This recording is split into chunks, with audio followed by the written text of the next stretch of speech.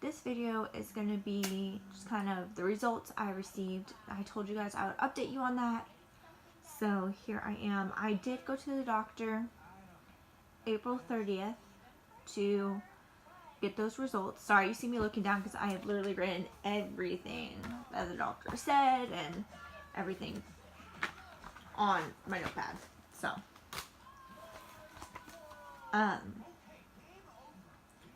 like I was saying, is I did go April 30th and we did get the test results. We do not have any answers. They said that the placenta and the cord were perfectly normal. The chromosomes that they check were perfectly normal for Aiden.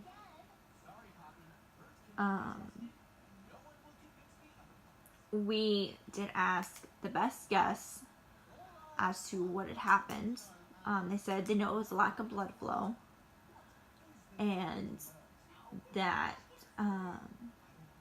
they think it was a possible cardiac event that happened. So, in other words, we don't know. We had asked about why the umbilical cord was separated from the placenta, and I don't know how to describe it without being morbid, but basically the cord had started dying because there was no blood flow to it, and Aiden was breached, and so when I pushed, and because he was breached, it yanked the cord that was already fragile because, like I said, it was already going. So, and that is why. We also did talk about upcoming pregnancy. And what that looks like. So I have to wait a month to 2 months before trying to get pregnant again. And I will be having like I said, I have all my notes. I know this is why I'm not looking at the camera. We have a preconception visit. I actually scheduled that already for June 10th. And it is with a high-risk doctor. I also, and with that, they said that they were going to do a blood panel going over everything, because I did have a blood panel and I did have genetic testing for connective tissue disorders only. So they're going to broaden that and see if maybe there's something that they missed and all of that. And so I have to get blood work done, and they're also going to do a blood clot test and see maybe my blood clots too easily and stuff like that. And then when we talked about once I got pregnant, I'd be monitored extremely closely, even more than I was before. And I don't know what that entails. They didn't go any further than that. But we had asked, when does the benefits outweigh the consequences when it comes to pulling a future baby? And they said that they would pull at 36 weeks, no questions asked.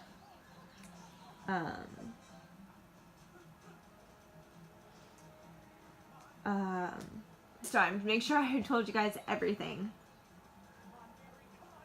I did ask if they had put me on a monitor, or not a monitor, but if they had admitted me and kept me on a monitor, if they would have been able to catch Aiden passing. And their answer was no, they would not have been able to, simply because he had passed over the weekend, and when I went in, it was a week prior. So they wouldn't have kept me for a week, and they would have only kept me for 1 day. Excuse me. They would have only kept me for 1 day, and they would put me on a monitor once for 30 minutes. So there is no way they could have caught it. They said even if they did admit me, and for some reason they decided to keep me a whole week, they still would not have caught it. They said it's so rare catching something like that on a monitor and pulling them in time. So nothing could have been done.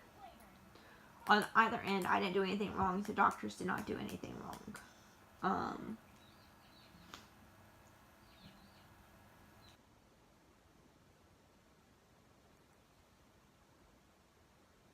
They're going to go over the case notes again and just kind of make sure that they... Sorry, guys. It's been raining, so my allergies are all crazy. They're going to go over the case notes again. And do not miss anything. And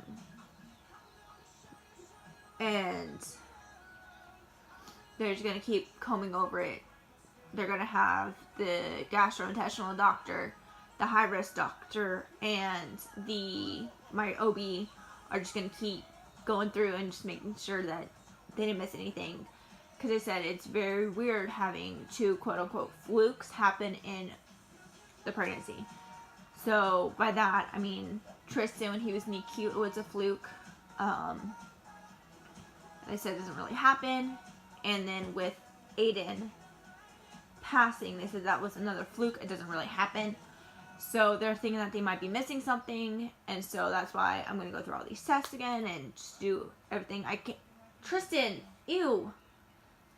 And just make sure I'm perfectly healthy before we get pregnant again.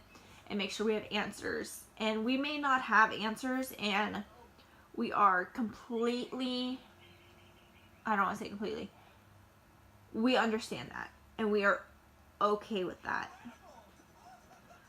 As of how I'm feeling with the information I was given on the 30th, it made me a little bit angry, but oddly enough, it also made me feel okay. Like I had a little bit of closure. And the reason I say that is because now I know no one could have done anything for Aiden. That it was just this crappy thing that happened. And